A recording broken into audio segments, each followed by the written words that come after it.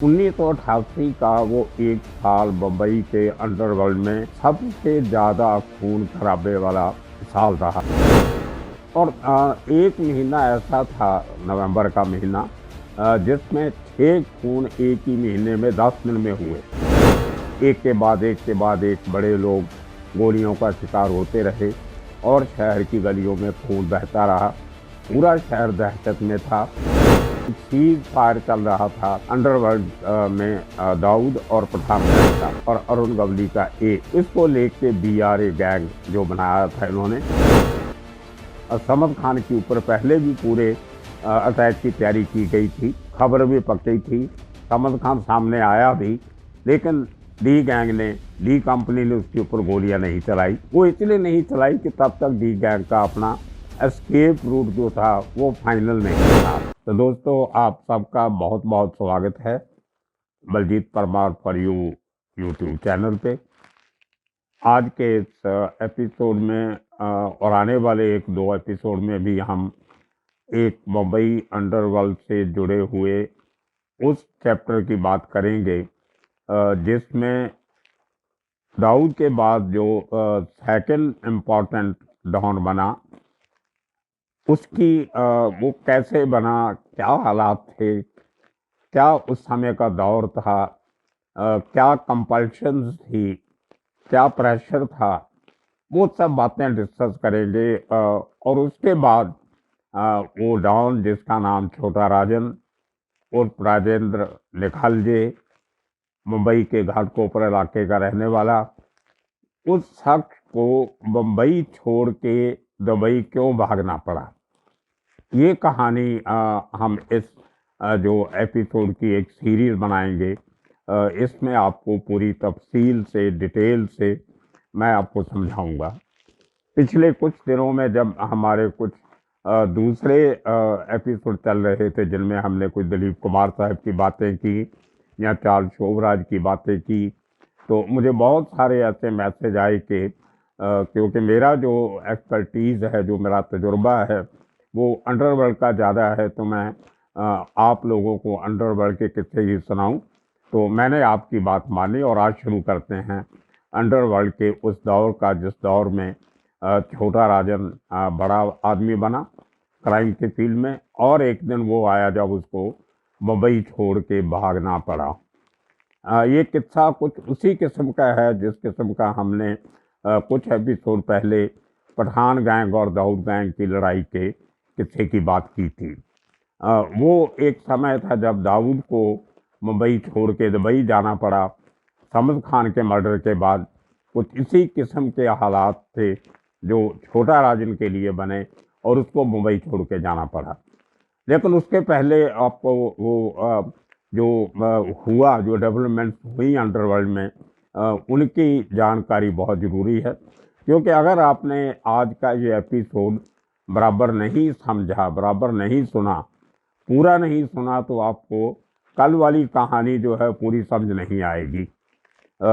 बात मैं 1988 की कर रहा हूँ। 1988 का वो एक साल बम्बई के अंडरवर्ल्ड में सबसे ज़्यादा खून खराबे वाला साल रहा है। एक साल के 12 महीने होते हैं और 88 के साल में 12 महीने में 13 अंडरवर्ल्ड सरगनाओं का कत्ल होता है। ये 1988 की बात है। बहुत से लोग ऐसे हैं जो बड़े क्रिमिनल नहीं थे लेकिन बड़े गैंग के साथ जुड़े हुए थे, इसलिए उनका जिक्र कम होता है। लेकिन जो बड़े शख्स उस दौर में, उस साल में मारे गए, उसने एक बार पूरे शहर को दहला के रख दिया। और एक महीना ऐसा था, नवंबर का महीना, जिसमें 6 खून एक ही महीने में 10 दिन में हुए। एक के बाद एक के बाद एक बड़े लोग गोलियों का शिकार होते रहे और शहर की गलियों में खून बहता रहा। पूरा शहर दहशत में था।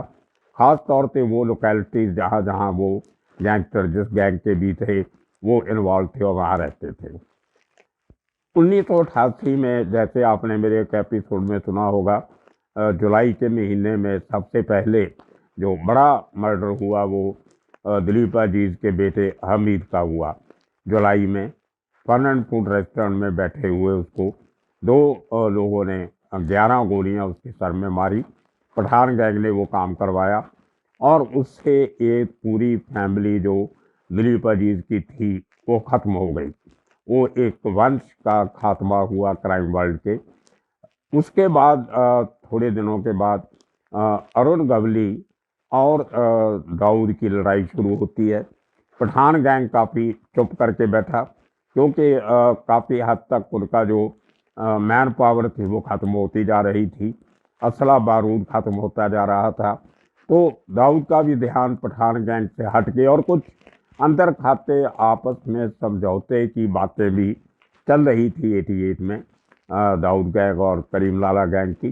तो वो एक तरफ से एक सीज फायर चल रहा था अंडरवर्ल्ड में दाऊद और पठान गैंग का। लेकिन अरुण गवली के काफ़ी लोग जो थे वो दाऊद के लोगों ने मारे। अरुण गवली ने काफ़ी लोग दाऊद के मारे। तो सबसे बड़ा जो मुकाबला चल रहा था वो अरुण गवली और दाऊद के बीच चल रहा था। तो एक कंसोलिडेशन ऑफ फोर्सेस और पावर अंडरवर्ल्ड में बड़े जोर से चल रही थी।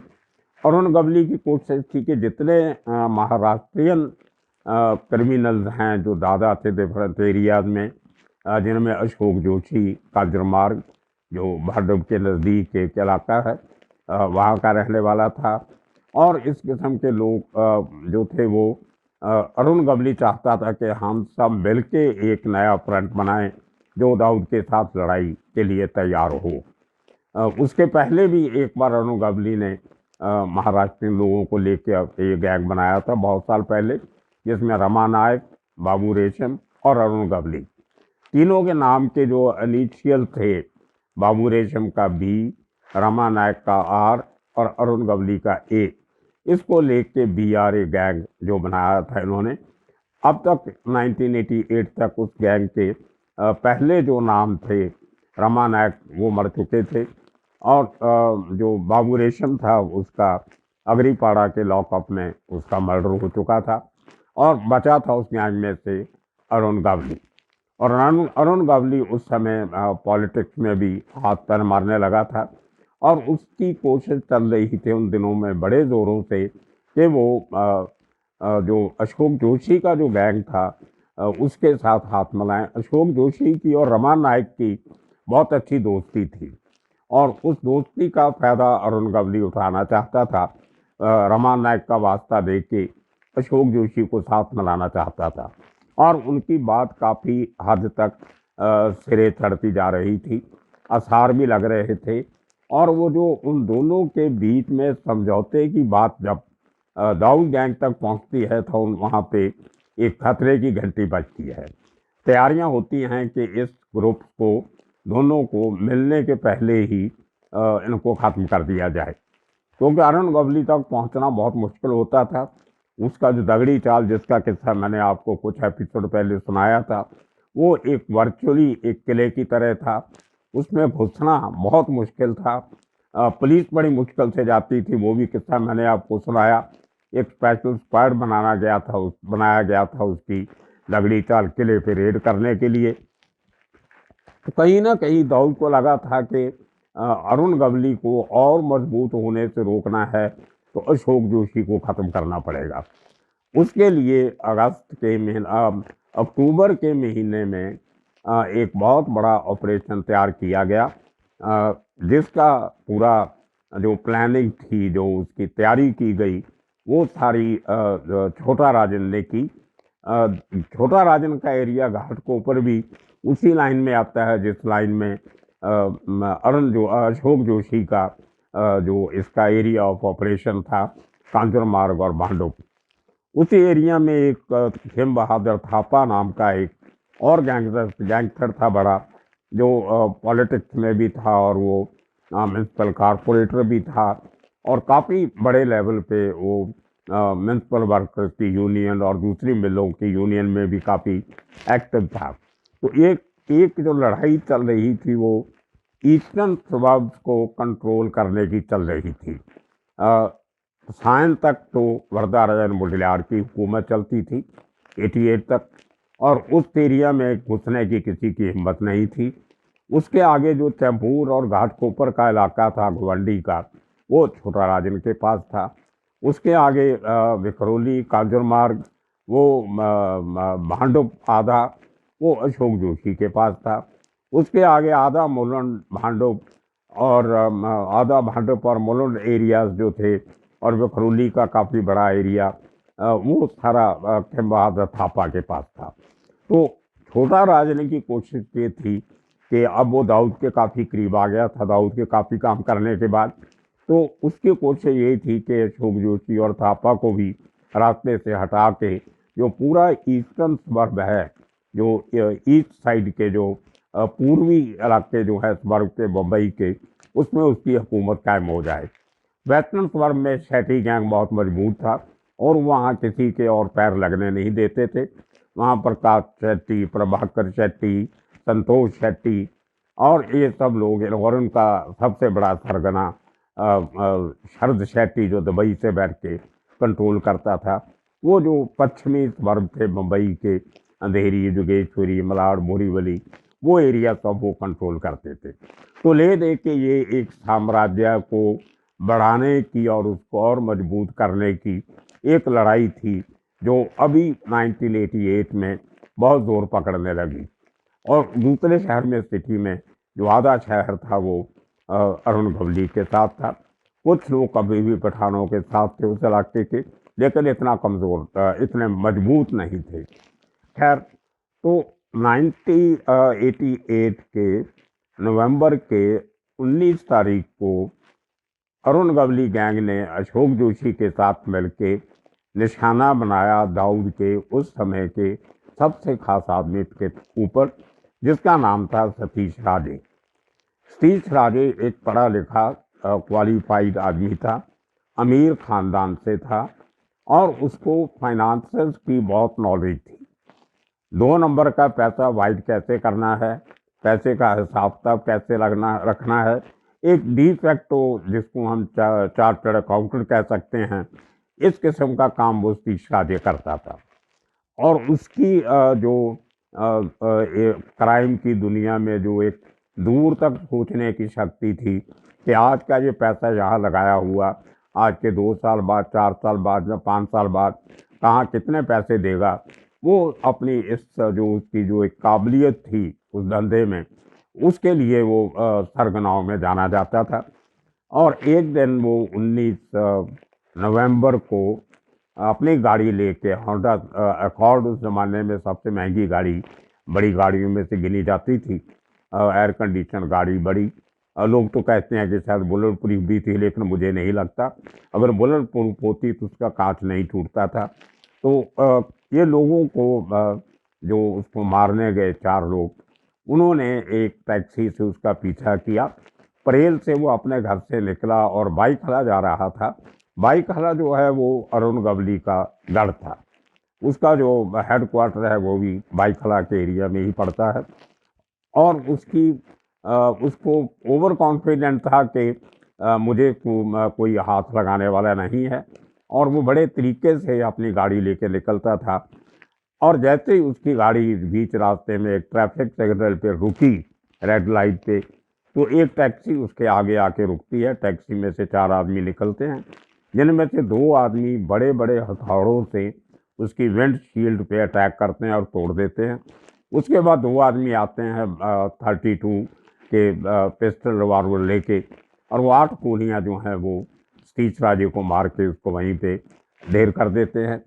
और वहाँ से उसको लोकल लोग जो हैं और पुलिस उसको जे हॉस्पिटल लेके जाती है, हॉस्पिटल में, जहाँ उसको डिक्लेयर डेड बिफोर अराइवल करार दिया जाता है। तो सतीश राजे का दिन दिहाड़े ट्रैफिक सिग्नल पे अरुण गवली के एरिया में किया गया मर्डर दाऊद के लिए एक बहुत बड़ी चुनौती थी। तो दाऊद को लगा कि अभी गवली और अशोक जोशी ने जो हाथ मिलाया है, ये उसका ही एक हिस्सा है और इनको ख़त्म करना बहुत ज़रूरी है, नहीं तो ये लोग और आगे पता नहीं क्या क्या करेंगे।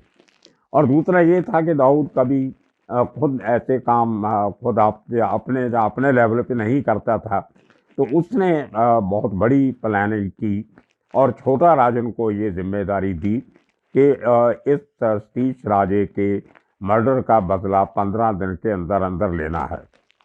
और उसके बाद जो उसके पहले जो अशोक जोशी, एक बार जब कांजरमार में उसके ऊपर जो अटैक हुआ था अक्टूबर में, उसमें वो उसी तरह एक जब गाड़ी लेके जा रहा था, वो भी एक ट्रैफिक सिग्नल पे उसकी गाड़ी रुकी थी और उसमें भी 4 आदमी आए थे और 4 आदमियों ने आके अशोक जोशी की गाड़ी पे अंधाधुंध गोलियां चलाईं। उसमें 3 साथी अशोक जोशी के मर गए थे और पर अशोक जोशी बच गया था। उसकी किस्मत अच्छी थी कि वो अकेला बचा। उसके बाद जो अरुण छोटा राजन को जब जिम्मेदारी मिली तो उसने अपने जो सोर्सेज थे, जिन्होंने पहले उसको खबर दी थी कि अशोक जोशी कब घर से निकलता है, कहाँ जाता है, तो उसने एक आदमी उससे कुछ तोड़ के रखा था जो उसको अंदर की बातें देता था। वो घर का बेदी लड़का ढाई वाली बात जब तक अंदर का आदमी नहीं बताएगा तो खबर बाहर जा नहीं सकती। तो उसी किस्म की प्लानिंग दाऊद ने फिर करवाई छोटा राजन को देख के। छोटा राजन ने एक बहुत बड़ी टीम अपनी तैयार की। उसके लिए हथियार जो थे वो डी कंपनी की तरफ से मुहैया करवाए गए और काफ़ी मेहनत मशक्क़त के बाद इनको जब खबरें फिल्टर होनी शुरू हुई कि अभी अशोक जोशी पहले जो एक दो गोलियाँ लगी थी उसमें इंजर्ड था, उसमें वो काफ़ी ठीक हो रहा है और किसी भी दिन घर से बाहर निकल सकता है, तो उस पर वो निगाह रखी गई। लेकिन उसके पहले आपको मैं बता दूं कि मुंबई में जब भी अंडरवर्ल्ड में बड़ा कोई कांड करना होता है, जैसे समद खान का मर्डर था, जहाँ हमीद खान का मर्डर था, हमीद का मर्डर था, सतीश राजे का मर्डर था, इसमें सबसे पहले बात तैयारी ये की जाती है कि घटना के बाद, अपना काम करने के बाद एस्केप रूट कैसे बनाना है, वहाँ से भागना कैसे है, अपने हथियारों को कैसे छुपाना है, उनको ठिकाने कैसे लगाना है ताकि पकड़े नहीं जाएं, आदमियों को कहाँ छुपाना है, कहाँ लेके जाके रखना है। तो जब तक आपका एस्केप रूट जो है वो तय नहीं हो जाता, तब तक कई बार ये अटैक को रोक भी दिया जाता है। जैसे मैंने आपको बताया था एक बार समद खान के ऊपर पहले भी पूरे अटैक की तैयारी की गई थी, खबर भी पक्की थी, समद खान सामने आया भी, लेकिन डी गैंग ने, डी कंपनी ने उसके ऊपर गोलियां नहीं चलाई। वो इसलिए नहीं चलाई कि तब तक डी गैंग का अपना एस्केप रूट जो था वो फाइनल नहीं था। तो ये एक रीज़न था सबसे बड़ा। और जब दूसरी बार अटैक किया तो तब किया जब वहाँ से भाग निकलने के रास्ते सब इन्होंने तलाश लिए थे और पूरी तैयारी कर रखी थी। इसी तरह अब छोटा राजन और उसका गैंग, ये लोग पहले ये तैयारी कर रहे थे कि ये इसको अशोक जोशी को मारने के बाद हमारी सबकी जान खतरे में होगी, डबल अटैक का खतरा रहता है। एक तो अपोजिट गैंग का डर, दूसरा पुलिस का। और वो 88 में ऑलरेडी जो 8-10 मर्डर हो चुके थे तब तक, नवंबर तक। उसके बाद मुंबई पुलिस काफ़ी गुस्से में थी। उन्होंने स्पेशल टीम बनाई हुई थी। वीके श्रॉफ पुलिस कमिश्नर थे, अरविंद इनामदार जो थे वो एडिशनल कमिश्नर क्राइम थे, और दोनों बड़े सख्त किस्म के और ईमानदार ऑफिसर गिने जाते थे, जो किसी पॉलिटिशियन की या किसी की बात और नहीं सुनते थे, सीधा कानून से काम करते थे और सख्त एक्शन लेने के बहुत काबिल माने जाते थे। तो एक तरफ पुलिस का प्रेशर, दूसरी तरफ अशोक जोशी को मारने के बाद जो अरुण गवली का गुस्सा इनको सहना पड़ता था, उसको लेके काफ़ी बड़े लेवल पे तैयारियां करनी पड़ती हैं और इनको करनी पड़ी। तो उन्हीं दिनों में जो एक दुबई में दाऊद इब्राहिम के एक छोटे भाई की शादी की तैयारी भी चल रही थी, जो 1988 के दिसंबर में होनी थी, और इन सब लोगों को शादी में जाने का सद्दा पत्र भी मिल चुका था।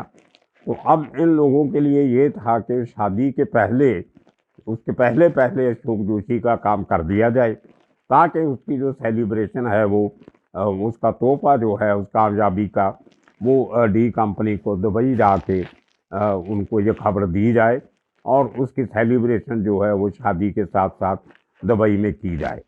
वो मैं आपको बताऊंगा वहाँ पे सेलिब्रेशन कैसे हुई कल बड़े एपिसोड में, जब अशोक जोशी को मार के ये लोग दुबई पहुँचते हैं तो कैसे पहुँचते हैं। जिस होटल में रुके थे, मैं भी किसी और काम से गया हुआ था, उसी होटल में था। इनमें से बहुत से लोगों को जानता था, सबसे मुलाकात भी वहाँ पे हुई। वो मैं कल आपको पूरी डिटेल में सुनाऊंगा। और जो पूरा तैयारी अशोक जोशी को मारने की, उस मारने के बाद छोटा राजन का देश छोड़ के भागने की जो पूरी तैयारी की, वो कैसे की गई, ये पूरे का पूरा इंटरेस्टिंग किस्सा मैं आपको कल के एपिसोड में सुनाऊंगा। और आज तक के लिए इतना ही काफ़ी। कल तक का इंतज़ार कीजिए, क्योंकि ये किस्सा आपने कहीं ना सुना होगा, ना पढ़ा होगा, ना आपको किसी ने बताया होगा कि अरुण गावले अब के छोटा राजन को देश छोड़ के कैसे भागना पड़ा, क्यों भागना पड़ा। ये बम्बई की अंडरवर्ल्ड की हिस्ट्री में एक बहुत बड़ा दिन था। और उस दिन से दुबई से एक डॉन नहीं बल्कि दो दो डॉन की हुकूमत चलने लगी, जो उसके बाद काफ़ी साल चलती रही। एक बाद में उसको धर्म के नाम के दोनों डॉनों को बांटा भी गया, एक मुस्लिम डॉन और एक हिंदू डॉन। वो सब पूरी जो कहानियां हैं वो कल मैं आपको सुनाऊंगा। आज तक इस किस्से को यही ख़त्म करेंगे। आप सबका धन्यवाद, शुक्रिया। और इंतज़ार कीजिए कल के बहुत ही दिलचस्प और बड़ी एपिसोड का। शुक्रिया।